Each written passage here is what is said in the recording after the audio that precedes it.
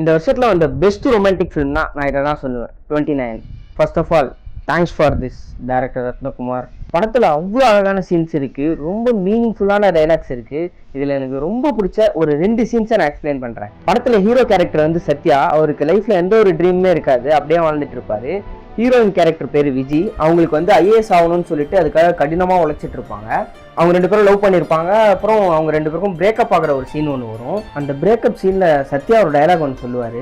இதுக்கப்புறம் உனக்கு என் ஞாபகம் வரணும்னா நீ படிக்கிற இந்த புக்ஸில் ஏதோ ஒரு பாடமாகவோ அப்படி இல்லைன்னா இந்த கொஷின் பேப்பர்ஸில் ஏதோ ஒரு கேள்வியாகவும் வந்தால் தான் உண்டு அப்படின்னு சொல்லிட்டு சொல்லுவார்.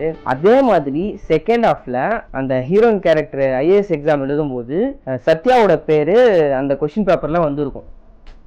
பா ஹோல்சமாக இருந்துச்சு, தாண்டா சினிமா அப்படி இருந்துச்சு.